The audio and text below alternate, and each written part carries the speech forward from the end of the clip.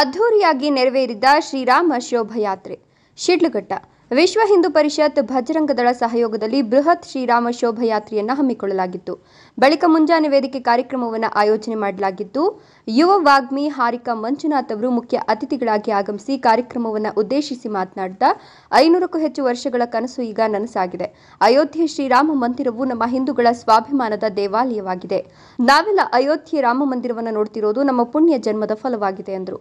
ಮುಂದಿನ ದಿನಗಳಲ್ಲಿ ಸಂವಿಧಾನಾತ್ಮಕವಾಗಿ ಮೂಲ ಕೃಷ್ಣ ಜನ್ಮಭೂಮಿಯಾದ ಮಥುರವನ್ನ ಸಹ ನಾವೇ ಪಡೆಯುತ್ತೇವೆ. ಸ್ವಾಮಿ ವಿವೇಕಾನಂದರ ಪ್ರತಿಯೊಂದು ತತ್ವಗಳನ್ನು ಯುವ ಸಮಾಜ ಪಾಲನೆ ಮಾಡಬೇಕು. ಸಂಘಟನೆಯ ಮೂಲಕ ಮಾತ್ರ ಕಲಿಯುಗದಲ್ಲಿ ನಾವೆಲ್ಲವನ್ನ ಮೆಟ್ಟಿ ನಿಲ್ಲಬೇಕಿದೆ. ನಾವೆಲ್ಲರೂ ಜಾತಿಗಳನ್ನು ಮರೆತು ಹಿಂದೂ ಎಂಬ ಭಾವನೆ ಪ್ರತಿಯೊಬ್ಬರಲ್ಲೂ ಬರಬೇಕಿದೆ. ಜಾತಿಗಳು ನಿಮ್ಮ ದೇವರ ಮನೆಗೆ ಮಾತ್ರ ಸೀಮಿತವನ್ನಾಗಿ ಮಾಡಿ ಪ್ರತಿಯೊಬ್ಬ ಹಿಂದುವು ಸಂಘಟನೆಗಳಲ್ಲಿ ಭಾಗಿಯಾಗಬೇಕಿದೆ. ಇನ್ನು ಸಮಾಜಕ್ಕೆ ರಕ್ಷಣೆ ನೀಡುವ ಆರಕ್ಷಕರಿಗೆ ರಕ್ಷಣೆ ಸಿಗದ ಸ್ಥಿತಿ ನಿರ್ಮಾಣವಾಗುತ್ತಿದೆ. ನಾವೆಲ್ಲರೂ ನಮ್ಮ ಜಾತಿ ಪ್ರೇಮಕ್ಕಿಂತ ಧರ್ಮ ರಕ್ಷಣೆಗೆ ಮುಂದಾಗಬೇಕು. ಹೆಣ್ಣು ಮಕ್ಕಳು ಹಾಗೂ ಗೋ ರಕ್ಷಣೆ ಮಾಡಬೇಕು. ಪ್ರತಿಯೊಬ್ಬರು ಜಾಗೃತರಾಗಬೇಕು. ಭಾರತದ ಪ್ರತಿಯೊಂದು ಮನೆಯಲ್ಲಿ ಅಯೋಧ್ಯೆಯನ್ನಾಗಿ ಮಾಡಬೇಕಿದೆ. 3ನೇ ಬಾರಿಗೆ ಮೋದಿ ಪ್ರಧಾನಿ ಆಗ್ತಾರೆ ಅಂತ ಹಲವಾರು ದಾರ್ಶನಿಕರು ನುಡಿದಿದ್ರು. ಇದೀಗ ರಾಮರಾಜ್ಯ ನಿರ್ಮಾಣವಾಗ್ತಿದೆ. ಕರ್ನಾಟಕದ ಅಂಜನಾದ್ರಿ ಬೆಟ್ಟದಿಂದ ಹುಟ್ಟಿ ಬಂದ ಹನುಮಂತ ಸಹ ವಾನರ ಸಂಘಟನೆಯ ಮೂಲಕ ಒಗ್ಗಟ್ಟಿನ ಭಾವನೆಯನ್ನು ಕಲಿಸಿಕೊಟ್ಟಿದ್ದಾರೆ. ಭಾರತವು ಹಿಂದೂಗಳ ದೇಶವಾಗಿದೆ. ಇಂತಹ ದೇಶದ ಸಜ್ಜಿಗಾಗಿ ನಾವೆಲ್ಲ ಶ್ರಮ ವಹಿಸಬೇಕಿದೆ. ಹೊಸ ನಾಡನ್ನ ಕಟ್ಟಿ ಧರ್ಮ ರಕ್ಷಣೆಗೆ ನಾಂದಿ ಹಾಡಬೇಕಿದೆ. ದೇಶದ ರಕ್ಷಣೆಯ ಜಾಗೃತಿಗಾಗಿ ನಮ್ಮ ಕೈಲಾದಷ್ಟು ಸೇವೆಯನ್ನು ಮಾಡಬೇಕು. ಇದು ನಮ್ಮ ಧರ್ಮದ ಉಳಿವಿಗಾಗಿ ನಾವು ಕೊಡುವ ಅತಿದೊಡ್ಡ ಕೊಡುಗೆ ಎಂದರು. ಕಾರ್ಯಕ್ರಮದ ಮುಂದಾಳತ್ವ ವಹಿಸಿದ ಬಜರಂಗ ದಳದ ಸಂಯೋಜಕ ವೆಂಕಟೇಶ್ ಮಾತನಾಡಿ, ಶ್ರೀರಾಮ ಶೋಭಾಯಾತ್ರೆ ಸಾವಿರಾರು ಸಂಖ್ಯೆಯಲ್ಲಿ ಭಾಗವಹಿಸಿ ಕಾರ್ಯಕ್ರಮವನ್ನು ಯಶಸ್ವಿಗೊಳಿಸಿದ್ದೀರಾ. ಈ ಕಾರ್ಯಕ್ರಮವನ್ನು ಇದೇ ರೀತಿ ವರ್ಷವೂ ಮಾಡ್ತೇವೆ. ದಯವಿಟ್ಟು ಎಲ್ಲ ಹಿಂದೂ ಕಾರ್ಯಕರ್ತರು ಇದೇ ರೀತಿ ಸಹಕರಿಸಬೇಕು ಅಂತ ಹೇಳಿದರು.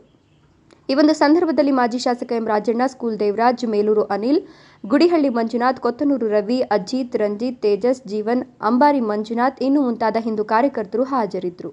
ವರದಿ ನಂದಿರಾಜೇಶ್, ಶಿಡ್ಲಘಟ್ಟ. ಈ ಪರಿಸ್ಥಿತಿ ಕರ್ನಾಟಕಕ್ಕೆ ಬರಬಾರದಂದ್ರೆ ಈಗಾಗಲೇ ಹಿಂದೂಗಳು ಜಾಗೃತರಾಗಬೇಕಾಗಿದೆ. ದಯವಿಟ್ಟು ಅರ್ಥ ಮಾಡ್ಕೊಳ್ಳಿ ನನ್ನ ನೆಚ್ಚಿನ ಬಂಧುಗಳೇ. ಇಷ್ಟು ವರ್ಷ ಹಿಂದೂಗಳ ವಿರುದ್ಧ ಏನೇ ಚಟುವಟಿಕೆಗಳು ನಡೆದ್ರು ನಾವು ಬೇರೆ ದೇಶದ ಕಡೆ ಕೈ ಮಾಡಿ ತೋರಿಸ್ತಾ ಇದ್ವಿ. ಪಾಕಿಸ್ತಾನದಲ್ಲಿರುವಂತಹ ಹಿಂದೂಗಳ ಮೇಲೆ ಹಲ್ಲೆ ಆಗ್ತಾ ಇದೆ. ಬಾಂಗ್ಲಾದಲ್ಲಿರುವಂತಹ ಹಿಂದೂಗಳ ಹಲ್ಲೆ ಆಗ್ತಾ ಇದ್ವಿ. ಪಕ್ಕದಲ್ಲಿರುವಂತಹ ರಾಜ್ಯಗಳ ಕಡೆ ಕೈ ತೋರಿಸ್ತಾ ಇದ್ವಿ. ನಾವು ಕಾಶ್ಮೀರದಲ್ಲಿರುವಂತಹ ಹಿಂದೂಗಳ ಮೇಲೆ ದಬ್ಬಾಳಿಕೆ ಆಗಿತ್ತು. ಕೇರಳದಲ್ಲಿರುವಂತಹ ಹಿಂದೂಗಳಿಗೆ ಸಮಸ್ಯೆ ಆಗ್ತದೆ. ಇವತ್ತು ಆ ಸಮಸ್ಯೆ ಕರ್ನಾಟಕಕ್ಕೆ ಬಂದಿದೆಯಲ್ಲ. ಬಹಳ ಹಿಂದೆ ಬೇಡ, ಹುಬ್ಬಳ್ಳಿಯಲ್ಲಿ ದಂಗೆಗಳು ನಡೀತಾವೆ. ಹುಬ್ಬಳ್ಳಿ, ಡಿಜೆಹಳ್ಳಿ, ಕೆಜೆಹಳ್ಳಿ ಎಷ್ಟು ಘಟನೆಗಳು ಬೇಕು. ಹಿಂದೂಗಳು ಬಿಡಿ, ನಮ್ಮ ಆರಕ್ಷಕರಿಗೆ ರಕ್ಷಣೆ ಇಲ್ಲ. ನಮ್ಮ ಆರಕ್ಷಕರ ಮೇಲೆ ಕಲ್ಲು ತೂರಾಟ ಮಾಡಲಾಗುತ್ತೆ. ಸೋ ಕಾಲ್ಡ್ ಅನಕ್ಷರಸ್ಥರು ಅಂತ ಮುಖವಾಡ ಹಾಕೊಂಡಿರೋರು ನಮ್ಮ ಆರಕ್ಷಕರ ಮೇಲೆ ಕಲ್ಲು ತೂರಾಟ ಆಗುತ್ತೆ. ನಮ್ಮ ಆರಕ್ಷಕರ ಪೊಲೀಸ್ ಠಾಣೆಗೆ ಬೆಂಕಿ ಬೀಳುತ್ತೆ. ನಮ್ಮ ಆರಕ್ಷಕರ ಜೀಪ್ಗಳನ್ನು ಉರುಳಿಸಲಾಗುತ್ತೆ. ಇಷ್ಟೆಲ್ಲ ಘಟನೆ ನಡೆದಿದೆಯಲ್ಲಿ ಕರ್ನಾಟಕದಲ್ಲಿ, ಪಕ್ಕದ ರಾಜ್ಯದಲ್ಲ, ಪಕ್ಕದ ದೇಶದಲ್ಲ. ನಮ್ಮ ರಾಜ್ಯದಲ್ಲಿ ಇಷ್ಟೆಲ್ಲ ಗಲಾಟೆಗಳು ನಡೀತಾ ಇದೆ, ಇಷ್ಟೆಲ್ಲ ಘಟನೆಗಳು ನಡೀತಾ ಇದ್ರೆ ಈಗಲಾದ್ರೂ ಹಿಂದೂಗಳು ಜಾಗೃತರಾಗೋದು ಬೇಡವಾ? ನೇಹ ಹಿರೇಮಠಕ್ಕನ ಹತ್ಯೆ ಆಗುತ್ತೆ. ನನ್ನ ನೆಚ್ಚಿನ ಬಂಧುಗಳು ಯೋಚನೆ ಮಾಡಿ. ಶ್ರದ್ಧಾ ಎಂಬ ಹೆಣ್ಣು ಮಗಳು 35 ತುಂಡುಗಳಾಗಿ ಫ್ರಿಜ್ ನಲ್ಲಿ ಸಿಗ್ತಾರೆ. ಇಂಥ ಎಷ್ಟು ಘಟನೆಗಳು ನಡೀತಾ ಇದೆ. ಈಗಲಾದ್ರೂ ನಮ್ಮ ಹೆಣ್ಣು ಮಕ್ಕಳು ಜಾಗೃತರಾಗಬೇಕಾಗಿದೆ. ನಮ್ಮ ಮನ್ನಲ್ಲಿ ನಮ್ಮ ಹಿಂದೂಗಳು ಜಾಗೃತರಾಗಬೇಕಾಗಿದೆ. ಏನಕ್ಕೆ ಜಾಗೃತರಾಗಬೇಕು? ಏನಕ್ಕೆ ಧರ್ಮಕ್ಕೋಸ್ಕರ ಹೋರಾಡಬೇಕು ಅಂದ್ರೆ ದೇಶ ಧರ್ಮಕ್ಕೋಸ್ಕರ ಅಲ್ಲ, ಸ್ವಾರ್ಥಕ್ಕೋಸ್ಕರನಾದ್ರೂ ಧರ್ಮಕ್ಕೋಸ್ಕರ ಹೋರಾಡಬೇಕಾಗಿದೆ ಇವತ್ತಿಂದ.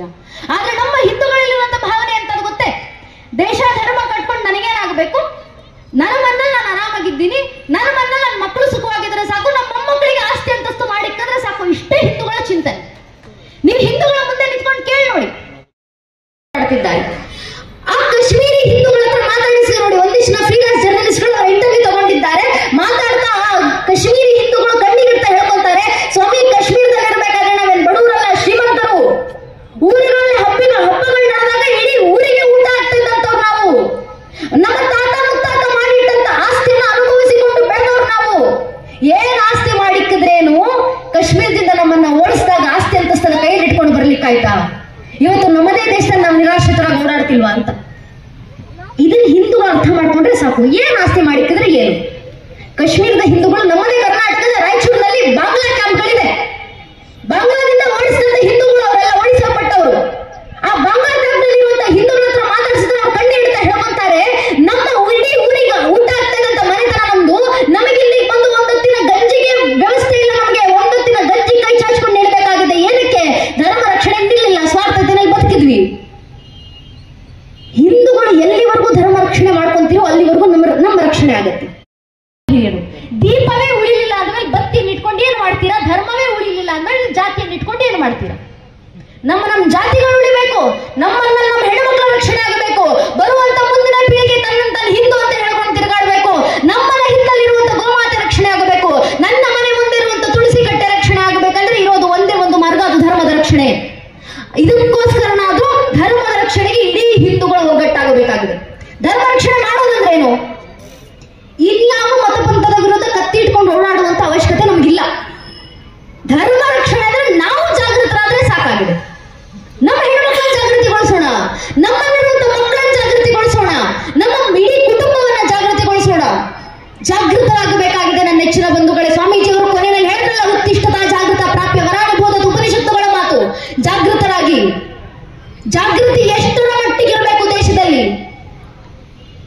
ರಾಮನ ಭಕ್ತಿ ನಮ್ಮಲ್ಲಿದೆ ಅಂತ ಹೇಳ್ಕೊಂಡು ತಿರುಗಾಡ್ತೀವಲ್ಲ ನಾವು, ಆದ್ರೆ ನಿಜವಾಗ್ಲೂ ಜಾಗೃತಿ ಎಷ್ಟರ ಮಟ್ಟಿಗೆ ಆಗ್ಬೇಕಂದ್ರೆ ಮುಂದೊಂದು ದಿನ ಈ ಬುದ್ಧಿಜೀವಿಗಳು ಯಾರಾದ್ರೂ ನಮ್ಮ ಮನೆ ಮುಂದೆ ನಿಂತ್ಕೊಂಡು, ನಮ್ಮ ಹಿಂದೂ ಮಕ್ಕಳ ಮುಂದೆ ನಿಂತು, ನೀವು ರಾಮರನ್ನ ಅಷ್ಟೆಲ್ಲ ಆರಾಧಿಸ್ತಿರಲ್ಲ, ನಿಜವಾಗ್ಲೂ ನಿನ್ನ ರಾಮರ್ ಹುಟ್ಟಿದ್ರು ಅನ್ನೋದಕ್ಕೆ ನಿನ್ನ ಹತ್ರ ಸಾಕ್ಷಿ ಏನಿದೆ ಅಂತ ಯಾರಾದ್ರೂ ಪ್ರಶ್ನೆ ಮಾಡಿದ್ರೆ, ಅಯೋಧ್ಯೆನಲ್ಲಿ ರಾಮ ಮಂದಿರ ಕಟ್ಟಿದ್ರೆ ನಿಜವಾಗ್ಲೂ ರಾಮರು ಹುಟ್ಟಿದ್ರು, ನಿಜವಾಗ್ಲೂ ರಾಮರ ಅಸ್ತಿತ್ವಕ್ಕೆ ನಿನ್ನ ಹತ್ರ ಪುರಾವೆ ಏನಿದೆ ಅಂತ ಕೇಳಿದಾಗ ದುರಾದೃಷ್ಟವಶ ಇದು ಮುಂದೆ ಬರುವಂತ ಪ್ರಶ್ನೆ ಅಲ್ಲ, ಈಗಾಗಲೇ ಮೂಡಿರುವಂತ ಪ್ರಶ್ನೆ ನಮ್ಮ ದೇಶದಲ್ಲಿ.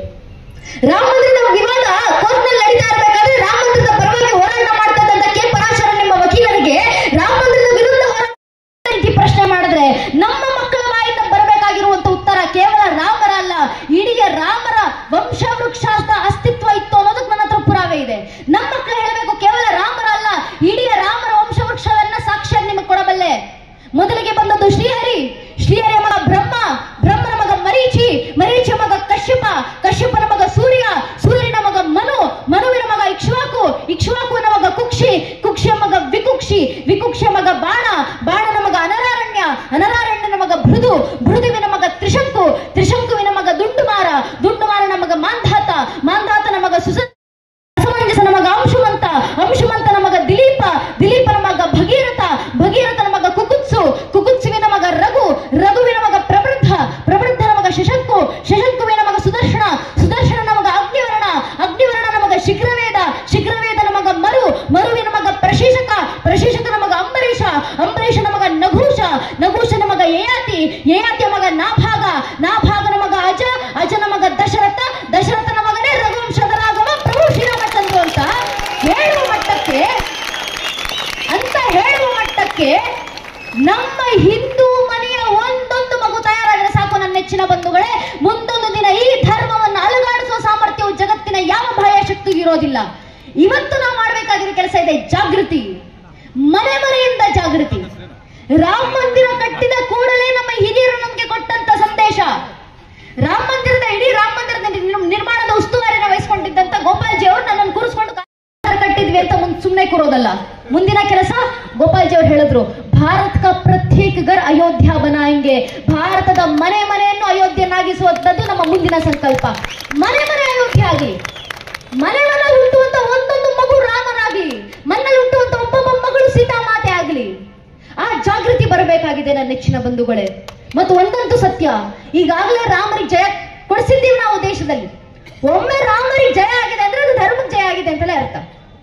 ಎಲ್ಲೆಲ್ಲಿ ರಾಮರಿಗೆ ಜಯ ಆಗುತ್ತೋ ಅಲ್ಲೆಲ್ಲ ಧರ್ಮಕ್ಕೆ ಜಯ ಆಗುತ್ತೆ. ನಾನು ಹೇಳತರ ಮಾತಲ್ಲ, ನಮ್ಮ ಶಾಸ್ತ್ರಗಳು ಹೇಳುವಂತ ಮಾತು. ರಘುವೀರ ಗದ್ಯಂನಲ್ಲಿ ನಮ್ಮ ಪೂರ್ವಿಕರು ಬರೆದು ಹೇಳಿದ್ದಾರಲ್ಲ, ದಶವದನ ದಮಿತ ದೈವತ ಪರಿಷದಭ್ಯರ್ಥಿತ ದಾಶರಥಿ ಭಾವ ದಿನಕರ ಕುಲ ಕಮಲ ದಿವಾಕರ ದಿವಿಷದ ದಿಪತಿ ರಣಸಾಚರಣ ಚತುರ ದಶರಥ ಚರ ಮರಣ ವಿಮೋಚನ ಕೌಶಲ ಸುತ ಕುಮಾರ ಭಾವ ಕಂಚುಕಿತ ಕಾರಣಾಕಾರ ಕೌಮಾರ ಕೇಳಿ ಕೋಪಾಯಿತ ಕೌಶಿಕಾಧ್ವರ ರಣಾಧ್ವರ ಧುರ್ಯ ಭವ್ಯ ದಿವ್ಯಾಸ್ತ್ರ ಬೃಂದ ವಂದಿತ ಪ್ರಣತ ಜನ ವಿಮತ ವಿಮತಣ ಧೋರ್ಲಳಿ. ಎಲ್ಲೆಲ್ಲಿ ರಾಮರಿಗೆ ಜಯ ಆಗುತ್ತೋ ಅಲ್ಲೆಲ್ಲ ಧರ್ಮಕ್ಕೆ ಜಯ ಆಗುತ್ತೆ. ಇದು ಅಕ್ಷರಶಃ ಬರೆದಿಟ್ಟಿರುವಂತ ಮಾತು. ಇದನ್ನು ಯಾರ ಕೈಲಿಂದಲೂ ಬದಲಿಸ್ಲಿಕ್ಕೆ ಸಾಧ್ಯ ಇಲ್ಲ. ಹೇಳ್ತಾರಲ್ಲ, ದಶವದನ ದಶಮುಖ ರಾವಣನ ಸಂಹಾರ ಮಾಡ್ಲಿಕ್ಕೆ ದಶರಥ ನಂದನನಾಗಿ ರಾಮ ಬಂದ್ರು. ಅಲ್ಲಿ ರಾವಣನ ಸಂಹಾರ ಆಯ್ತು, ರಾಮರಿಗೆ ಜಯ ಆಯ್ತು, ಅರ್ಥಾತ್ ಧರ್ಮಕ್ಕೆ ಜಯ ಆಯ್ತು. ವಿಶ್ವಾಮಿತ್ರನ ಯಜ್ಞೆಗೆ ರಾಕ್ಷಸರು ತೊಂದರೆಯನ್ನುಂಟು ಮಾಡಿದಾಗ ಆ ರಾಕ್ಷಸರ ಸಂಹಾರವನ್ನ ರಾಮ ಮಾಡಿದ್ರು, ಅಲ್ಲಿ ರಾಮರಿಗೆ ಜಯ ಆಯ್ತು, ಅರ್ಥಾತ್ ಧರ್ಮಕ್ಕೆ ಜಯ ಆಯ್ತು. ತಾಟಕಿ ಎಂಬ ರಾಕ್ಷಸಿ ಮತ್ತು ಆಕೆ ಮಕ್ಕಳ ಸಂಹಾರ ರಾಮ ಮಾಡಿದ್ರು, ಅಲ್ಲಿ ರಾಮರಿಗೆ ಜಯ ಆಯ್ತು, ಯಥಾಖಚಿತವಾಗಿ ಧರ್ಮಕ್ಕೆ ಜಯ ಆಯ್ತು. ರಾಮರಿಗೆ ಜಯ ಆದಲ್ಲೆಲ್ಲ ಧರ್ಮಕ್ಕೆ ಜಯ ಆಗಿದೆ. ಈಗಾಗಲೇ ದೇಶದಲ್ಲಿ ರಾಮರಿಗೆ ಜಯ ಬಂದಿದೆ ಅಂದ್ರೆ ಧರ್ಮಕ್ಕೆ ಜಯ ಬರಲಿದೆ, ಅರ್ಥಾತ್ ದೇಶದಲ್ಲಿ ಮತ್ತೊಮ್ಮೆ ರಾಮರಾಜ್ಯ ನಿರ್ಮಾಣ ಆಗಲಿದೆ. ನನ್ನ ನೆಚ್ಚಿನ ಬಂಧುಗಳೇ, ಈ ರಾಮರಾಜ್ಯಕ್ಕೆ ನಿಜವಾಗ್ಲೂ ಹೆಮ್ಮೆಯಿಂದ ಹೇಳ್ಕೊಳ್ಬೇಕು. ನಿಮ್ಮ ಕ್ಷೇತ್ರದಿಂದ ಒಂದು ಕಮಲವನ್ನ ತಾಯಿ ಭಾರತೀಯ ಪಾದಚರಣೆಗಳಿಗೆ ಅರ್ಪಿಸಿದ್ದೀರಾ ನೀವು ಈಗಾಗಲೇ. ಅರ್ಥಾತ್ ದೇಶದಲ್ಲಿ ರಾಮರಾಜ್ಯ ನಿರ್ಮಾಣ ಆಗ್ತದೆ ಅಂದ್ರೆ ಬಹುಶಃ ಪೂಜನೀಯ ರಾಮಭದ್ರಾಚಾರ್ಯಜಿಯವರು ಭಾಗವತ ಪ್ರವಚನ ಮಾಡಬೇಕಾದ್ರೆ ಒಂದು ಕಡೆ ಹೇಳಿದ್ರು, ಯಾವುದೇ ರಾಜಕೀಯ ಪರವಾಗಿ ಮಾತಾಡ್ತಿರೋದಲ್ಲ, ಆದ್ರೆ ರಾಮಭದ್ರಾಚಾರ್ಯಜಿಯವರು ಹೇಳಿರುವಂತ ಮಾತು, 3ನೇ ಬಾರಿ ಮತ್ತೊಮ್ಮೆ ಮೋದಿಜಿಯವರು ದೇಶದಲ್ಲಿ ಪ್ರಧಾನಮಂತ್ರಿ ಆದ ಕೂಡಲೇ 3ನೇ ಬಾರಿ ಅವಧಿಯಲ್ಲಿ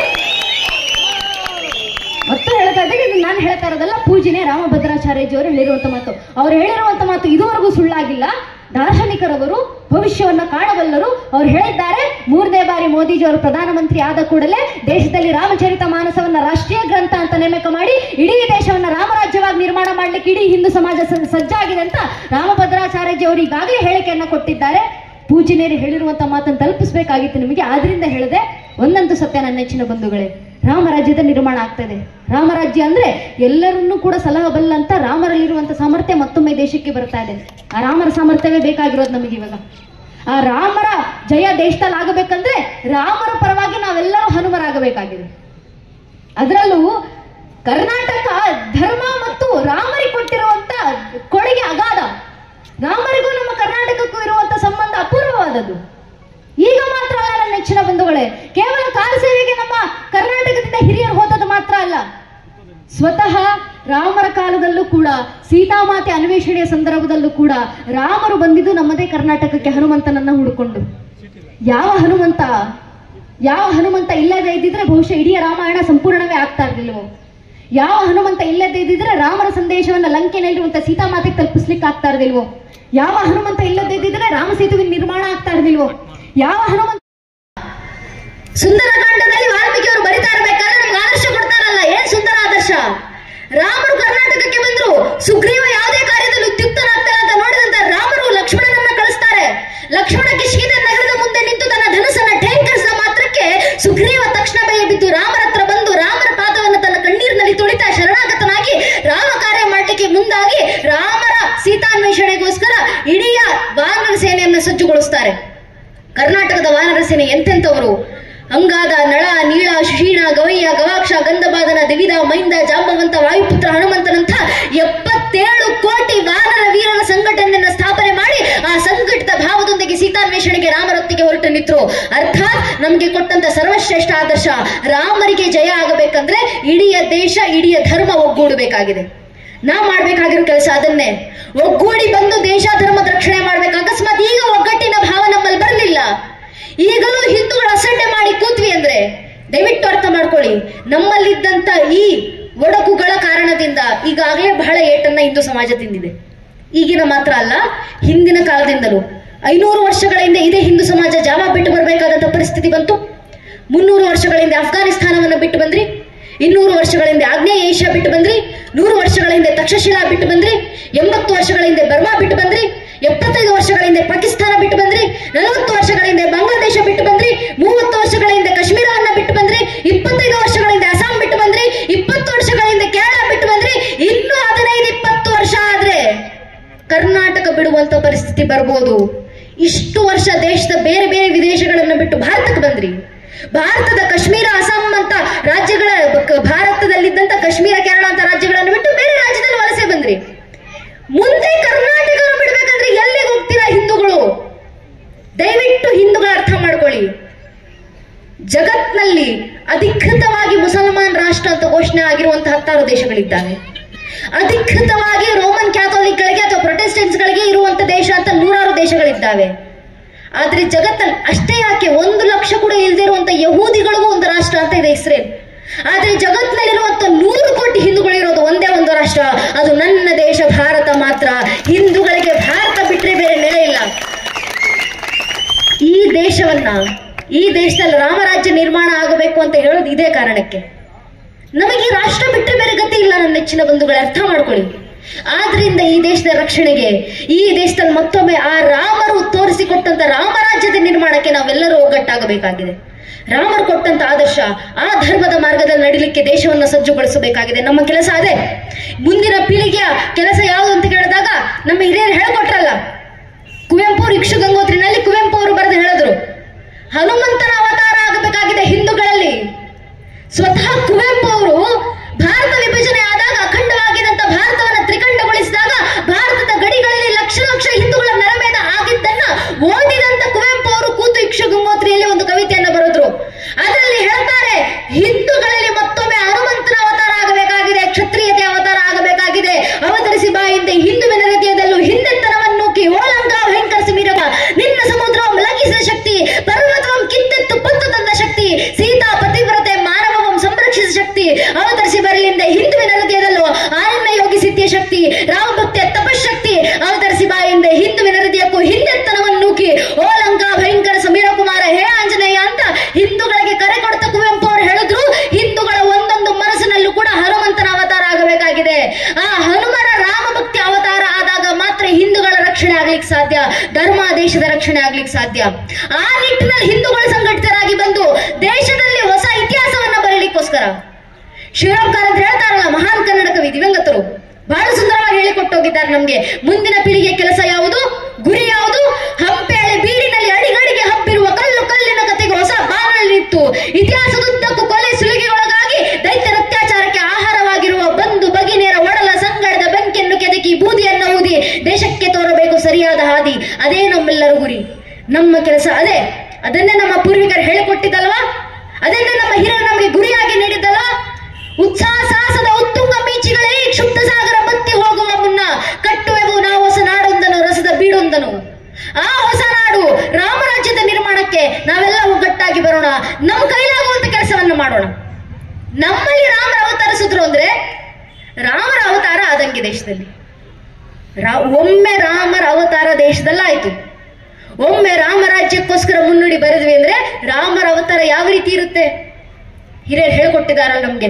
ಮಂಡಿತ ವಿಸ್ಫುಲಿಂಗ ವಿಶ್ವಜ್ವಲಿತಾಳಲಿ ಕೀರ್ಲೋಬ್ಜ ಗರ್ಭಾಂಡ ಮುನಿಂಡ ರಾಮ ವಸುದಾದಿ ಪುಡೇಚುಡು ವಜ್ರ ಸಾಧನ ಖಂಡಿತ ಪಂಕ್ತಿ ಕಂಟಕನ ಕಂಠ ಪುರಾಂತಕ ಶೈಲ ಚಾಲನ ದಂಡ ಬಲ ಪ್ರಚಂಡ ಪುರದಂಡ ವಿಖಂಡನ ಚಂಡ ಕಾಂಟಮೂಲ್. ಯಾವಾಗೆಲ್ಲ ಧರ್ಮ ಸಂಕಟಕ್ಕೆ ಬಂತೋ ಆಗೆಲ್ಲ ರಾಮರು ಎದ್ದು ಬಂದಿದ್ದಾರೆ. ರಾಮನ ಭುಜಗಳಲ್ಲಿ ತಾಂಡವ ಬಂಗಾರ ಕೋದಂಡವನ್ನ ಹಿಡಿದು ರಾಮ ಬಾಣವನ್ನ ಅದಕ್ಕೆ ಮೀಟಿ ರಾವಣನ ಹತ್ರ ರಾಮ ಬಾಣವನ್ನ ಪ್ರಹಾರ ಮಾಡಿದ್ರೆ ರಾಮನ ಅಕ್ಕಪಕ್ಕದಲ್ಲಿ ನಿಂತಿದ್ದಂತ ಹನುಮಂತ ಜಾಂಬವಂತರೆಲ್ಲ ರಾವಣನನ್ನ ನೋಡಿ ರಾವಣ ನಿನಗೆ ದಿಕ್ಕ್ಯಾರಪ್ಪ ಅಂತ ಬೊಬ್ಬಿಡ್ತಾ ಇದ್ರಂತೆ. ರಾಮರ ಅವತಾರ ಒಮ್ಮೆ ದೇಶದಲ್ಲಾದ್ರೆ ಆ ವಿರಾಟ ರೂಪದಲ್ಲಿರುತ್ತೆ. ಅಂಥ ವಿರಾಟ ಸ್ವರೂಪಿ ರಾಮರ ಅವತಾರ ಆಗ್ಬೇಕಂದ್ರೆ ಮೊದಲು ನಮ್ಮ ಹೃದಯ ಗರ್ಭದಲ್ಲಿ ರಾಮರನ್ನ ಪ್ರತಿಷ್ಠಾಪಿಸಿಕೊಳ್ಬೇಕಾಗಿದೆ. ನನ್ನ ನೆಚ್ಚಿನ ಬಂಧುಗಳೇ, ಆ ಕೆಲಸ ಆಗಬೇಕಂದ್ರೆ ನಮ್ಮ ಕೈಲಾಗುವಂತ ಸೇವೆಯನ್ನ ದೇಶ ಮತ್ತು ಧರ್ಮದ ಜಾಗೃತಿಗೆ ಸಲ್ಲಿಸೋಣ. ನಮ್ಮ ಕೈಲಾಗುವಂತ ಕೆಲಸ ಏನ್ ಕೆಲಸ ಮಾಡಬಹುದು? ನಿಮ್ಮಿಂದ ಮಾತಾಡಿ ಧರ್ಮ ಜಾಗೃತಿ ಆಗುತ್ತಾ? ಮಾತಾಡಿ ಧರ್ಮ ಜಾಗೃತಿ ಮಾಡಿ. ಮನೆಯಲ್ಲಿ ಕೂತು ಮನೆ ಕುಟುಂಬಸ್ಥರ ಮುಂದೆ ಮಾತಾಡಿ ಆ ಕುಟುಂಬಸ್ಥರನ್ನ ಜಾಗೃತಿ ದೇಶಭಕ್ತಿ ಗೀತೆಗಳನ್ನ ಹಾಡಿ ಜಾಗೃತಿಯನ್ನು ಮೂಡಿಸಿ. ನಿಮ್ಮಿಂದ ಬರೆದು ಜಾಗೃತಿ ಮಾಡ್ಲಿಕ್ಕಾಗುತ್ತಾ? ನೈಜ ಇತಿಹಾಸವನ್ನ ಬರೆದು ಜಾಗೃತಿಯನ್ನ ಮಾಡಿ. ಇದು ಯಾವುದು ಆಗ್ಲಿಲ್ವಾ? ಕನಿಷ್ಠ ಪಕ್ಷ ಒಂದು ಜೈಕಾರ ಹಾಕ್ಲಿಕ್ಕಾಗುತ್ತಾ? ತಾಯಿ ಭಾರತಿಗೆ ರಾಮರ ಪರವಾಗಿ ಒಂದು ಜೈಕಾರವನ್ನ ಹಾಕಿ ಜಾಗೃತಿ ಮಾಡಿ. ಇದು ಆಗ್ಲಿಲ್ವಾ? ಯಾರಾದ್ರೂ ಜೈಕಾರ ಹಾಕ್ತಿದ್ರೆ ಅವ್ರ ಪಕ್ಕದಲ್ಲಿ ಹೋಗಿ ನಿಂತ್ಕೊಂಡು ಕೈ ಎತ್ತಿ ಸಾಕು, ನೀವು ದೇಶ ಮತ್ತು ಧರ್ಮಕ್ಕೆ ಕೊಡುವಂತ ಕೊಡುಗೆ ಇಷ್ಟೇ. ಇಷ್ಟನ್ನ ಒಬ್ಬೊಬ್ಬ ಹಿಂದೂ ಮಾಡಿದ್ರೆ ಸಾಕು, ಒಬ್ಬೊಬ್ಬ ಹಿಂದೂ ಮಾಡಿದ್ರೆ ಸಾಕಿದನ್ನ. ಇನ್ನೇನು ಮಾಡಬೇಕಾಗಿಲ್ಲ, ಇನ್ನೇನು ಮಾಡಬೇಕಾಗಿಲ್ಲ ನಾವು ನನ್ನ ನೆಚ್ಚಿನ ಬಂಧುಗಳೇ.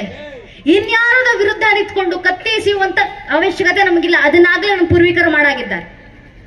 ಒಂದು ಕಾಲದಲ್ಲಿ ಧರ್ಮ ರಕ್ಷಣೆ ಆಗಬೇಕಂತ ಶಿವಾಜಿ ಮಹಾರಾಜರು ಒಂದು ಕಾಲದಲ್ಲಿ ಕರೆ ಕೊಟ್ಟಿದ್ರು. ಹಿಂದೂ ಧರ್ಮ ಪ್ರತಿಷ್ಠಾಯ ಸಿದ್ಧ ಷಡ್ಗ ಸದಾವಯಂ.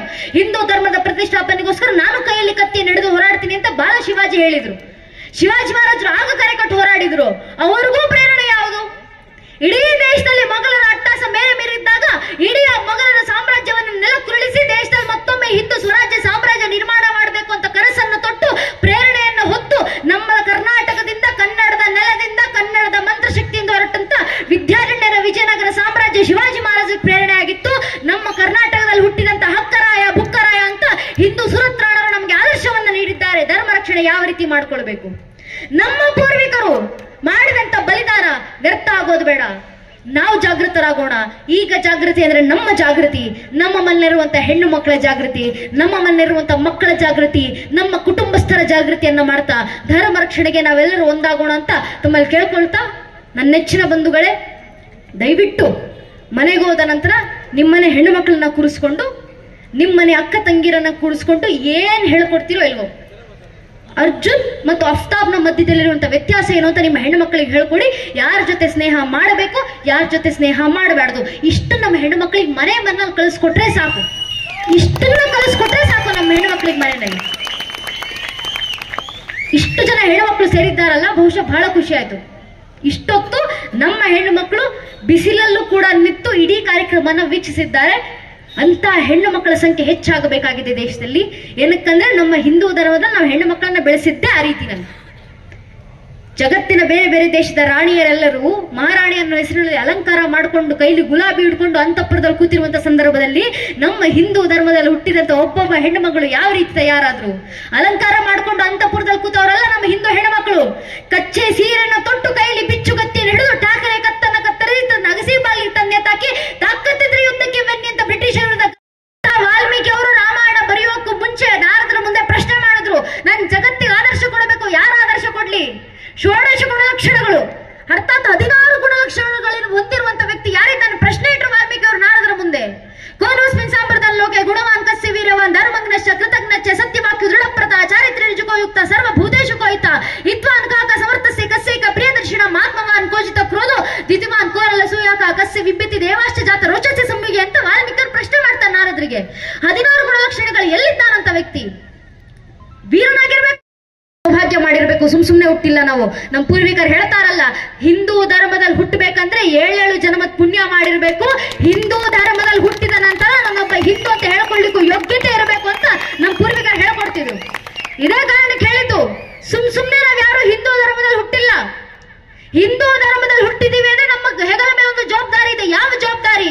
ಇಷ್ಟು ವರ್ಷಗಳ ಕಾಲ ಕಾಪಾಡಿಕೊಂಡು ಬಂದಿರುವಂತ ಈ ಧರ್ಮವನ್ನ ಮುಂದಿನ ಪೀಳಿಗೆಗೆ ತಲುಪಿಸುವಂತ ಜವಾಬ್ದಾರಿ. ಪ್ರತಿ ಬಾರಿ ಹೆಗಲ ಮೇಲೆ ಒಂದು ಕೇಸರಿ ಶಾಲ ಹಾಕೊಂಡಾಗ ಕೈಲಿ ಭಗವದ್ಧ್ವಜವನ್ನು ಹಿಡಿದು ಓಡಾಡಬೇಕಾದ್ರೆ ಖುಷಿ ಆಯ್ತು. ಬಂದ ಕೂಡಲೇ ಸಣ್ಣ ಪುಟ್ಟ ಮಕ್ಕಳ ಹೆಗಲ ಮೇಲೆ ಕೇಸರಿ ಶಾಲು, ಸಣ್ಣ ಪುಟ್ಟ ಮಕ್ಕಳು ಕೈಲಿ ಭಗವದ್ಧ್ವಜವನ್ನು ಹಿಡ್ಕೊಂಡು ಎಲ್ಲಾ ಕಡೆ ಓಡಾಡ್ತಿದ್ದ ನೋಡಿದಾಗ ಖುಷಿ ಆಯ್ತು. ಅಂತ ಮಕ್ಕಳು, ಅಂತ ಸಣ್ಣ ಪುಟ್ಟ ಮಕ್ಕಳು ಬರಬೇಕಾಗಿದ್ದಾರೆ. ಮನೆ ಮನೆ ಒಂದೊಂದು ಮಗು ಆ ರೀತಿ ತಯಾರಾಗಿ ಬಂದಾಗ ಮಾತ್ರ ಧರ್ಮ ರಕ್ಷಣೆ ಆಗೋದು, ಮುಂದಿನ ಪೀಳಿಗೆ ಅದನ್ನು ಉಳಿಸ್ಕೊಳ್ಳಿಕ್ಕಾಗೋದು. ಅದನ್ನೇ ನಮ್ಮ ಪೂರ್ವಿಕರು ಹೇಳ್ತಾರೆ. ಇಷ್ಟು ವರ್ಷ ಉಳಿಸ್ಕೊಂಡು ಬಂದಿದ್ದಾರಲ್ಲ, ಎಷ್ಟು ದಾಳಿಗಳಾಯ್ತು ನಮ್ಮ ಧರ್ಮವನ್ನು ನಾಶ ಮಾಡ್ಲಿಕ್ಕೆ. ನಮ್ಮ ಮಠ ಮಂದಿರಗಳನ್ನ ನೋಡಿದ್ರು, ಅಲ್ಲಿಗೂ ಧರ್ಮ ನಾಶ ಆಗ್ಲಿಲ್ಲ ಅಂತ ನಮ್ಮ ಮಠ ಮಂದಿರಗಳಿಗೆ ಹೋಗ್ತಾ ಇದ್ದಂತ ಜನರನ್ನ ಮತಾಂತರ ಮಾಡುವಂತ ಪ್ರಯತ್ನ ಮಾಡಿದ್ರು. ಆ ಜನರಿಗೆ ಬೆದರಿಕೆಯನ್ನ ಹಾಕಿ ಮತಾಂತರ ಮಾಡುವಂತ ಪ್ರಯತ್ನ ಮಾಡಲಾಯ್ತು. ಆ ಜನರಿಗೆ ಆಸೆ ಆವೇಶಗಳನ್ನು ಒಡ್ಡಿ ಅವರನ್ನ ಮತಾಂತರ ಮಾಡುವಂತ ಪ್ರಯತ್ನಗಳಾಯ್ತು. ನಮ್ಮ ಪೂರ್ವಿಕರ ಕತ್ತುಗಳನ್ನು ಕತ್ತರಿಸಿದ್ರು ದಾಳಿಕೋರರು. ಇಷ್ಟೆಲ್ಲ ಆಯ್ತು. ಇಷ್ಟೆಲ್ಲ ದಾಳಿಗಳ ಮಧ್ಯದಲ್ಲೂ 1000 ವರ್ಷಗಳ ಕಾಲ ಹಿಂದೂ ಸಮಾಜದ ಮೇಲೆ ದಾಳಿಯಾಗಿದೆ. 1000 ವರ್ಷ ಏನು ಮಹಾ ಅಂತ ನಾವು ಅಂದ್ಕೊಂಡ್ರೆ ನೆನಪಿರ್ಲಿ ನನ್ನ ನೆಚ್ಚಿನ ಬಂಧುಗಳೇ. ಜಗತ್ನಲ್ಲಿ ಪ್ರಾಚೀನ ಅಂತ ಕರೆಸ್ಕೊಂಡಂತ 35 ಜನಾಂಗಗಳು ಅಳಿಸಿ ಹೋಗಿದ್ದಾವೆ. ಯುನಾನಿಮಸ್ ರೋಮ್ ಸಬ್ಮಿಟ್ ಗೈ ಜಹಾಸೆ ಕುಚ್ ಬಾತೆ ಹಸ್ತಿ ಮಿಟ್ಟಿ ನೈ ಹಮಾರಿ ಅಂತ ನಮ್ಮ ಹಿರಿಯರು ಹೇಳ್ಕೊಡ್ತಾ ಇದ್ರು. ಈಜಿಪ್ಟ್ ಕೇವಲ 21 ವರ್ಷದ ಒಂದೇ ಒಂದು ದಾಳಿಗೆ ಇಡೀ ಈಜಿಪ್ಷಿಯನ್ ಜನಾಂಗ ಮಣ್ಣಲ್ಲಿ ಮಣ್ಣಾಗಿ ಹೋಯಿತು. ಟರ್ಕಿ ಕೇವಲ 14 ವರ್ಷದ ಒಂದು ದಾಳಿಗೆ ಟರ್ಕಿನಲ್ಲಿದ್ದಂತ ಮೂಲ ಜನಾಂಗ ಅಳಿಸಿ ಹೋಯಿತು. ಇರಾನ್ ಕೇವಲ 10 ವರ್ಷಗಳಲ್ಲಿ ಒಂದೇ ಒಂದು ಜನಾಂಗದ ದಾಳಿಗೆ ಇಡೀ ಇರಾನ್ ರಾಷ್ಟ್ರದಲ್ಲಿದ್ದಂತ ಮೂಲ ಜನಾಂಗ ನಶಿಸಿ ಹೋಯಿತು. ಇವತ್ತಿಗೂ ಬೂತ್ ಕನ್ನಡಿ ಇಟ್ಕೊಂಡು ಹುಡುಕಿದ್ರೆ ಇಡೀ ಜಗತ್ತಿನ ಮೂಲೆ ಮೂಲೆಗೆ ಹೋದ್ರೂ ಒಬ್ಬ ಗ್ರೀಕ್ ಜನಾಂಗಕ್ಕೆ ಸೇರಿದಂತ ವ್ಯಕ್ತಿ ಸಿಗೋಲ್ಲ. ಅಳಿಸಿ ಹೋಯ್ತು ಗ್ರೀಕ್ ಜನಾಂಗ, ಅಳಿಸಿ ಹೋಯ್ತು ಮೆಸೊಪೊಟೇಮಿಯನ್ ಜನಾಂಗ, ಅಳಿಸಿ ಹೋಯ್ತು ಬ್ಯಾಬಿಲೋನಿಯನ್ ಜನಾಂಗ, ಅಳಿಸಿ ಹೋಯ್ತು ಈಜಿಪ್ಷಿಯನ್ ಜನಾಂಗ. ಯಾಕೆ? ತಮ್ಮ ಮೇಲಾದಂತ ಒಂದೊಂದು ಜನಾಂಗದ 10,000 ಜನರ ಬಲಿದಾನದ ಸಂಕೇತವಾಗಿ ನಿಂತಿರುವಂತ ಈ ಕ್ಷಾತ್ರ ಪರಂಪರೆ ಕೇಸರಿ. ಇದು ಈ ಕೇಸರಿ ಕ್ಷಾತ್ರದ ಸಂಕೇತ, ಈ ಕೇಸರಿ ತ್ಯಾಗದ ಸಂಕೇತ. ಇಂಥ ಕೇಸರಿನ ಹೆಗಲ ಮೇಲೆ ಹೊರಬೇಕಾದ್ರೆ ನಮ್ಮ ಜವಾಬ್ದಾರಿ ಇದೆ.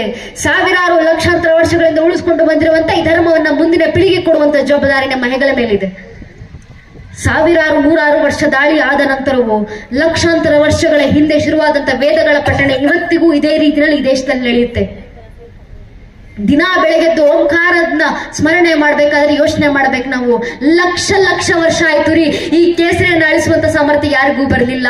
ಲಕ್ಷ ವರ್ಷ ಆಯ್ತು ಈ ಓಂಕಾರವನ್ನು ಅಳಿಸುವಂತ ಸಾಮರ್ಥ್ಯ ಯಾವ ಜನಾಂಗಕ್ಕೂ ಬರಲಿಲ್ಲ.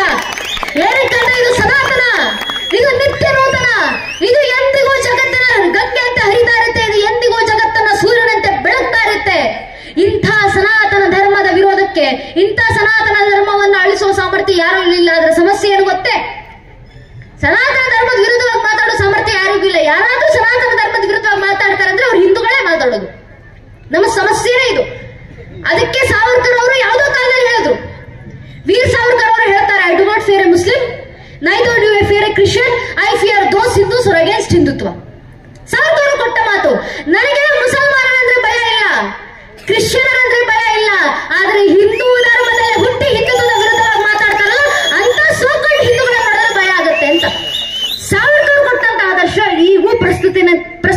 ಜೀವಂತವಾಗಿದೆ. ನಮ್ಮ ಧರ್ಮದ ವಿರುದ್ಧವಾಗಿ ಯಾರಾದ್ರೂ ಮಾತಾಡ್ತಾರೆ ಅಂದ್ರೆ ಅದು ನಮ್ಮ ಧರ್ಮದಲ್ಲಿ ಹುಟ್ಟಿರುವವರೇ. ನನಗೆ ರಾಮರ ಮೇಲೆ ಭಕ್ತಿ ಇಲ್ಲ, ನಾನು ರಾಮ ಮಂದಿರಕ್ಕೆ ಹೋಗೋದಿಲ್ಲ, ಇಂತಹ ಮಾತುಗಳನ್ನ ಆಡೋ ಹಿಂದೂಗಳೇ. ಅಂತ ಹಿಂದೂಗಳನ್ನು ಬದಲಾಯಿಸಬೇಕಾಗಿದೆ. ಅಂತ ಹಿಂದೂಗಳ ಮೊದಲು ಜಾಗೃತಿಯನ್ನ ತರಬೇಕಾಗಿದೆ.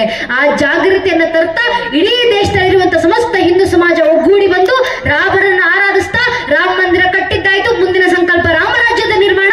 ಇಡೀ ದೇಶದಲ್ಲಿ ರಾಮರ ಆದರ್ಶ ಬರಲಿ, ರಾಮರ ಗುಣಗಳು ಪ್ರತಿಯೊಬ್ಬರಲ್ಲಿ ಬರಲಿ. ಇಡೀ ದೇಶದಲ್ಲಿ ರಾಮ ಮಂದಿರದ ಮೂಲಕ ರಾಮರಾಜ್ಯವನ್ನ ನಿರ್ಮಾಣ ಮಾಡುವಂತ ಕೆಲಸ ನಾವೆಲ್ಲರೂ ಮಾಡೋಣ ಅಂತ ಹೇಳ್ತಾ, ಬಹುಶಃ ಕಾರ್ಯಕ್ರಮವನ್ನು ಆಯೋಜನೆ ಮಾಡಿರುವಂತ ಎಲ್ಲ ಕಾರ್ಯಕರ್ತ ಅಣ್ಣಂದರಿಗೆ ವಿಶೇಷವಾಗಿ ಒಂದು ಕಾರ್ಯಕ್ರಮ ಮಾಡಬೇಕಂದ್ರೆ ದಿನಗಟ್ಟಲೆ ನಿದ್ದೆಯನ್ನ ಗೆಟ್ಟು ಊಟ ನೀರನ್ನ ಬಿಟ್ಟು ಕೆಲಸ ಮಾಡಿರ್ತಾರೆ. ಅಂತ ಕಾರ್ಯಕರ್ತ ಅಣ್ಣಂದಿರಿಗೆ ದಯವಿಟ್ಟು ಯಾರ್ಯಾರು ಜನರಿದ್ದೀರ ದಯವಿಟ್ಟು ಕಾರ್ಯಕ್ರಮವನ್ನು ಮುಗಿಸ್ಕೊಂಡು ಹೋಗೋಕು ಮುಂಚೆ ಸಮಯ ಇದ್ರೆ ದಯವಿಟ್ಟು ಯಾರ್ಯಾರು ಹೆಗಲ ಮೇಲೆ ಕೇಸರಿ ಶಲ್ಯ ಹಾಕೊಂಡು ಕೂತಿದ್ದಾರಲ್ಲ ಆ ಕಾರ್ಯಕರ್ತರ ಹತ್ರ ಬನ್ನಿ. ಅವ್ರು ನಿಮ್ಮಿಂದ ಏನೂ ಕೇಳಲ್ಲ. ಈ ಕಾರ್ಯಕರ್ತರು ಯಾರು ಮನೇಲಿ ಕೆಲಸ ಇಲ್ಲ ಅಂತ ಬಂದು ಧರ್ಮದ ಕೆಲಸ ಮಾಡ್ತಾ ಇಲ್ಲ. ಮನೆಯಲ್ಲಿ 108 ಕೆಲಸ ಇದ್ರು ಮನೆ ಕೆಲಸ ಆಮೇಲೆ ಮೊದಲು ಧರ್ಮದ ಕೆಲಸ ಆಗಬೇಕು ಅಂತ ಬಂದು ಇಂಥ ಕಾರ್ಯಕ್ರಮಗಳನ್ನ ಆಯೋಜನೆ ಮಾಡ್ತಾರೆ. ಅಂತ ಕಾರ್ಯಕರ್ತರ ಹತ್ರ ಬಂದು ಅವ್ರು ನಿಮ್ಮಿಂದ ಏನೂ ಕೇಳೋದಿಲ್ಲ. ಆದ್ರೆ ಕೃತಜ್ಞತೆಗೋಸ್ಕರನಾದ್ರು ಅವ್ರ ಹತ್ರ ಬಂದು ಆ ಕಾರ್ಯಕರ್ತರ ಹೆಗಲು ತಟ್ಟಿ ದೇಶ ಧರ್ಮಕ್ಕೋಸ್ಕರ ಕೆಲಸ ಮಾಡ್ತಾ ಇದೆಯಲ್ಲಪ್ಪ, ಖುಷಿ ಆಗುತ್ತೆ ಅಂತ, ಹೆಮ್ಮೆ ಆಗುತ್ತೆ ಅಂತ ಒಂದು ಮಾತನ್ನು ಹೇಳಿ ಹೋಗಿ ಸಾಕು. ಹಿಂದೂ ಸಮಾಜದ ಪರವಾಗಿ ನಾವು ಅನುಸರಿಸುವಂತ ಕೃತಜ್ಞತೆ ಅಷ್ಟೇ. ತಮ್ಮ ಕೆಲಸಗಳು ಇಟ್ಕೊಂಡು ನಾನು ಈಗ ಡಿಗ್ರಿಯನ್ನು ಓದ್ತಾ ಇದ್ದೀನಿ, ಈಗ ಡಿಗ್ರಿ ಫಸ್ಟ್ ಇಯರ್. ನಾನು ನನ್ನ ನೆಚ್ಚಿನ ಬಂಧುಗಳೇ ನಾನು ಮಾಡ್ತಾ ಇದ್ದೀನಿ ಅಂತಲ್ಲ, ಆದ್ರೆ ನನ್ನಂತ ಎಷ್ಟೋ ಜನ ಹುಡುಗರು, ಯುವಕ ಯುವತಿಯರು ಎಲ್ಲರೂ ಸಹ ತಮ್ಮ ಕೆಲಸವನ್ನ ಬಿಟ್ಟು ಕಾಲೇಜ್ನಲ್ಲಿ ಅನೇಕ ಎಕ್ಸಾಮ್ಗಳು ಬರ್ತಾ ಇದ್ದಂತ ಸಂದರ್ಭದಲ್ಲೂ ಕಾಲೇಜ್ ಎಕ್ಸಾಮ್ ಆಮೇಲೆ ಓದ್ಕೊಂತೀನಪ್ಪ ಸ್ವಲ್ಪ ಮಂದಿ ಕೆಲಸ ಮಾಡಿ ಆಮೇಲೆ ಕಾಲೇಜ್ ಹೋಗುತ್ತೆ ಎಷ್ಟೋ ಮಕ್ಕಳಿದ್ದಾರೆ ನನ್ನ ವಯಸ್ಸಿನವರು. ನಾವು ಎಕ್ಸಾಮ್ ಮಧ್ಯದಲ್ಲಿ ರಜಾ ಸಿಗದಾಗೆಲ್ಲ ಕಾರ್ಯಕ್ರಮವನ್ನ ಮಾಡ್ಲಿಕ್ಕೆ ಬರ್ತಾ ಇರ್ತೀವಿ. ಕಾರಣ ಏನಕ್ಕಂದ್ರೆ ಧರ್ಮದ ಕೆಲಸ ಆಗ್ಲಿ, ಒಬ್ಬ ಜಾಗೃತಿ ಆದ್ರೆ ಸಾಕು. ದೇಶ ಧರ್ಮದ ರಕ್ಷಣೆಗೆ ಒಬ್ಬ ಸಾಕು. ನನ್ನ ನೆಚ್ಚಿನ ಬಂಧುಗಳು, ಒಬ್ಬ ಸ್ವಾಮಿ ವಿವೇಕಾನಂದರು ಸಾಕಾದ್ರು, ಒಬ್ಬ ವೀರ್ ಸಾವರ್ಕರ್ ಸಾಕಾದ್ರು, ಒಬ್ಬ ಶಿವಾಜಿ ಮಹಾರಾಜರು ಸಾಕಾದ್ರು, ಅಂತ ಒಬ್ಬೊಬ್ಬ ಮಗು ಎತ್ತು ಬಂದ್ರೆ ಸಾಕು ಮನೆಯಿಂದ. ಅಂಥವರನ್ನ ತಯಾರು ಮಾಡ್ಲಿಕ್ಕೆ ನಮ್ಮ ಮನೆಯಿರುವಂತಹ ಹೆಣ್ಣು ಮಕ್ಕಳ ರಕ್ಷಣೆಗೆ, ನಿಮ್ಮ ಮನೆ ಹಿತ್ತಲಿರುವಂತಹ ಗೋಮಾತೆ ರಕ್ಷಣೆಗೋಸ್ಕರ ಈ ಕಾರ್ಯಕರ್ತರೆಲ್ಲರೂ ಬಂದು ಕೆಲಸ ಮಾಡ್ತಿದ್ದಾರಲ್ಲ, ಧರ್ಮದ ಕೆಲಸ ಮಾಡ್ತಿರುವಂತ ಕಾರ್ಯಕರ್ತರ ರಕ್ಷಣೆಗೆ ನಾವು ನಿಲ್ಲಬೇಕಾಗಿದೆ. ಹಿಂದೂ ಸಮಾಜ ಕಾರ್ಯಕರ್ತರ ಬೆನ್ನಿಗೆ ನಿಂತಾಗ ಮಾತ್ರ ಆ ಕಾರ್ಯಕರ್ತರಿಗೂ ಹುಮ್ಮಸ್ಸು ಬರುತ್ತೆ ಧರ್ಮದ ಕೆಲಸ ಮಾಡ್ಲಿಕ್ಕೆ. ಆದ್ರಿಂದ ಆ ಕಾರ್ಯಕರ್ತರಿಗೆ ಶ್ಲಾಘನೆಯನ್ನು ನೀಡಿ ಆ ಕಾರ್ಯಕರ್ತರ ಹತ್ರ ಹೋಗಿ ಹೆಮ್ಮೆ ಆಗುತ್ತಪ್ಪ ಅಂತ ಹೇಳಿ ನೀವು ಕೊಡುವಂತ ಅಷ್ಟೇ ಕೆಲಸ ಮಾಡುವಂತದಿಷ್ಟೇ. ಇಷ್ಟು ಬೆಂಬಲವನ್ನು ಆ ಅಣ್ಣಂದರಿಗೆ ನೀಡುವ ಮೂಲಕ ವಿಶೇಷವಾಗಿ ಕಾರ್ಯಕ್ರಮವನ್ನು ಆಯೋಜನೆ ಸಮಸ್ತ ಹಿಂದೂ ಬಾಂಧವರು ಎರಡೂ ಕೈಯನ್ನೆತ್ತಿ ಉಚ್ಚ ಕಂಠದಿಂದ ಭಾರತ್ ಮಾತಾಗೆ ನನ್ನ ಜೊತೆ ಜಯಘೋಷ ಹಾಕಿ ಭಾರತ್ ಮಾತಾ ಕಿ, ಭಾರತ್ ಮಾತಾ ಕಿ, ವಂದೇ ಜೈ ಶ್ರೀರಾಮ್, ಜೈ ಹಿಂದ್, ವಂದೇ. ಏನು ಈ ದಿನ ನಡೆದ ಶ್ರೀರಾಮ ಶೋಭಾಯಾತ್ರೆಯು ಬೆಳಗ್ಗೆ ಅದ್ದೂರಿಯಾಗಿ 11 ಗಂಟೆಗೆ ಪ್ರಾರಂಭವಾಗಿ ಶಿಡ್ಲಘಟ್ಟ ನಗರದ ಬಸ್ ಸ್ಟ್ಯಾಂಡಿನಲ್ಲಿ ವೇದಿಕೆ ಕಾರ್ಯಕ್ರಮದ ಮುಖಾಂತರ ಮುಕ್ತಾಯ ಆಗುತ್ತೆ. ಈ ವೇದಿಕಾ ಕಾರ್ಯಕ್ರಮಕ್ಕೆ ಕೇಂದ್ರ ಬಿಂದುವಾಗಿ ಹಾರಿಕಾ ಮಂಜುನಾಥ್ ಅವರು ಬಂದಿರ್ತಾರೆ. ಈ ಕಾರ್ಯಕ್ರಮ ಯಶಸ್ವಿಯಾಗಿ ನಡೆಸಿಕೊಟ್ಟಂತಹ ಶಿಡ್ಲಘಟ್ಟ ಜನತೆಯ ಸಮಸ್ತ ಹಿಂದೂ ಬಾಂಧವರಿಗೆ ಹಾಗೂ ಮಾಧ್ಯಮ ಮಿತ್ರರಿಗೆ, ನಮಗೆ ಸಹಕರಿಸಿದಂತಹ ಪೊಲೀಸ್ ಇಲಾಖೆ ಸಿಬ್ಬಂದಿಯವರಿಗೆ ಎಲ್ಲರಿಗೂ ಕೃತಜ್ಞತೆಗಳನ್ನು ತಿಳಿಸುತ್ತಾ, ಈ ಶೋಭಾಯಾತ್ರೆಯನ್ನು ಪ್ರತಿ ವರ್ಷ ಇದೇ ರೀತಿ ನಡೆಸ್ಕೊಂಡು ಹೋಗ್ತೀರಿ. ನಮ್ಮ ಹಿಂದೂ ಸಮಾಜ, ನಮ್ಮ ಹಿಂದೂ ಸಂಘಟನೆಯ ಪರ ನಿಲ್ಲಬೇಕು ಅಂತ ಕೇಳ್ಕೊಂತ ನಾನು 2 ಮಾತನ್ನ ಮುಗಿಸ್ತಾ ಇದ್ದೀನಿ. ಕಾರ್ಯಕ್ರಮ ವಿಶ್ವ ಹಿಂದೂ ಪರಿಷತ್ತು ಹಾಗೂ ಬಜರಂಗದಳ ವತಿಯಿಂದ ಈ ಕಾರ್ಯಕ್ರಮವನ್ನು ಆಯೋಜಿಸಲಾಗಿತ್ತು. ಸುಮಾರು ಒಂದು 5,000 ಸಂಖ್ಯೆ ಸೇರಿದ್ರು. ಎಲ್ಲ ನಮ್ಮ ಹಿಂದೂ ಸಮಾಜದವರು ತುಂಬ ಪ್ರೋತ್ಸಾಹ ಕೊಟ್ಟು ಸಹಕರಿಸಿದ್ದಾರೆ. ಅವರಿಗೆ ಮತ್ತೆ ನಮ್ಮ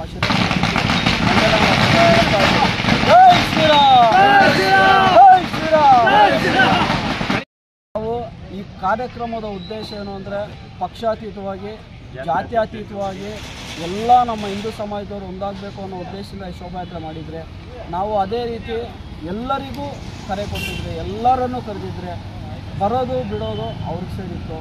ಎಲ್ರಿಗೂ ನಾವು ಶ್ರೀರಾಮ ಶೋಭಾಯಾತ್ರೆಗೆ ಆಹ್ವಾನ ನೀಡಿದ್ವಿ. ಇವತ್ತು ಕಾಕತಾಳಿ ಅಂತೆ 1.5 ತಿಂಗಳ ಮುಂಚೆನೇ ಈ ಡೇಟು ಫಿಕ್ಸ್ ಆಗಿತ್ತು. ಏನು ಶೋಭಾಯಾತ್ರೆ ಮಾಡಬೇಕು ರಾಮರದ್ದು, ಏನಿವತ್ತು ರಾಮ ಮಂದಿರ ಕಟ್ಟಿದ ಮೇಲೆ ಫಸ್ಟ್ನೇ ಶಿಡ್ಲಘಟ್ಟದಲ್ಲಿ ಫಸ್ಟ್ನೇ ರಾಮಯಾತ್ರೆ ಇದು ಶೋಭಾಯಾತ್ರೆ ಮಾಡಬೇಕಂತೇಳಿ ಇವತ್ತು ಕಾಕತಾಳಿ ಯಾಕೆ ಹೇಳ್ತಾ ಇದ್ದಾರೆ ಅಂದರೆ, ಇವತ್ತು ನೋಡಿ ಮೋದಿಯವರು ಪ್ರಮಾಣ ವಚನ ಸ್ವೀಕಾರ ಮಾಡ್ತಿರೋದು ಇವತ್ತೇ, ನಾವು ಶೋಭಾಯಾತ್ರೆ ಮಾಡ್ತಿರೋದು ಇವತ್ತು ಫಿಕ್ಸ್ ಆಗಿರೋ ಡೇಟಲ್ಲ. ಅಂದರೆ ಇವತ್ತು ನಾವು ಎಷ್ಟು ಶಿಡ್ಲಘಟ್ಟ ಜನತೆ ಇವತ್ತು ಎಷ್ಟು ಅದೃಷ್ಟವಂತರಂದರೆ, ಇವತ್ತು ಮೋದಿಯವರು ಪ್ರಮಾಣ ವಚನ ಮಾಡೋ ದಿವಸನೇ ನಾವು ಶೋಭಾಯಾತ್ರೆ ಮಾಡ್ತಾಯಿದ್ವಿ. ಅದೊಂದು ಭಾಳ ಖುಷಿ ವಿಷಯ. ಜೊತೆಯಲ್ಲಿ ಇವತ್ತು ಶ್ರೀರಾಮರು ಆಗಿರ್ಬೋದು, ಯಾಕೆ ಶೋಭಾಯಾತ್ರೆ ಶ್ರೀರಾಮ ಮುಂದೆ ಮಾಡ್ತಾಯಿದ್ವಿ ಅಂದರೆ, ರಾಮರು ಯಾವ ಜಾತಿಗೂ ಸೇರಿದಾರಲ್ಲ.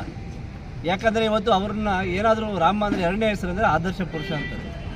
ಯಾಕಂದರೆ ಅವರು ಯಾವ ಜಾತಿ ಕುಲ ನೋಡಿಲ್ಲ, ಯಾವತ್ತೂ ಅವರು ಆಡಳಿತದಲ್ಲಿ ಅವ್ರ ಅಡ್ಮಿನಿಸ್ಟ್ರೇಷನಲ್ಲಿ ಯಾವತ್ತೂ ಯಾವ ಕ್ಯಾಸ್ಟ್ ನೋಡಿ ಇದು ಆಡಳಿತ ಕೊಟ್ಟಿಲ್ಲ. ಹಂಗಾಗಿ ಇವತ್ತು ಹಾರಿಕಾ ಮಂಜಾತ್ ಅವರು ಶಿಡ್ಲಘಟ್ಟಕ್ಕೆ ಬಂದು ಹೇಳಿದ್ರು. ಇವತ್ತು ಅವ್ರ ಭಾಷಣ ಕೇಳಿದಾಗ ಕಣ್ಣಲ್ಲಿ ನೀರು ಬಂತು. ಇವತ್ತು ನಾವೆಲ್ಲ ಹಿರಿಯರು ಎಷ್ಟು ಜನ ಇವತ್ತು ನಾವೆಲ್ಲ ಉಳಿಬೇಕಾದ್ರೆ ಎಷ್ಟು ಜನ ಪ್ರಾಣ ತೆತ್ತಿದ್ದಾರೆ ದೇಶಕ್ಕೋಸ್ಕರ, ಧರ್ಮಕ್ಕೋಸ್ಕರ ಅಂತೇಳಿ ಹೇಳಿದ್ರು. ಹಾಗಾಗಿ ಇವತ್ತು ಹಿಂದೂ ಸಾರಂತ ಒಬ್ಬ ಇತಿಹಾಸ ನಿರ್ಮಿಸ್ತಾ ಇದ್ದಾರೆ. 3ನೇ ಬಾರಿ ಪ್ರಧಾನಮಂತ್ರಿ ಆಗ್ತಾರೆ. ಜೊತೆಯಲ್ಲಿ ಶಿಡ್ಲಘಟ್ಟ ಜಯಂತಿ ಪ್ರಯುಕ್ತ ನರೇಂದ್ರ ಮೋದಿಯವರಿಗೆ, ಸನ್ಮಾನ್ಯ ನರೇಂದ್ರ ಮೋದಿಯವರಿಗೆ ಶಿಡ್ಲಘಟ್ಟ ಜನತೆ ಮುಖಾಂತರ ಶುಭ ಕೋರ್ತಾ ಇದ್ವಿ. ಹಾಗೆ ಇವತ್ತೇನು ನರೇಂದ್ರ ಮೋದಿಯವರು 3ನೇ ಬಾರಿ ಆಗ್ತಾರೆ. ಯಾಕೆ 3ನೇ ಬಾರಿ ಅಂತ ಹೇಳ್ತಾ ಇದ್ದರೆ, ಅವರು ಮೊದಲನೇ ಬಾರಿ ಜನಗಳಲ್ಲಿ ಭರವಸೆ ಮೂಡಿಸಿದ್ರು. 2ನೇ ಬಾರಿ ಆದರು, ದೇಶನ ಅಭಿವೃದ್ಧಿಯತ್ತ ತಗೊಳ್ಳೋದ್ರು.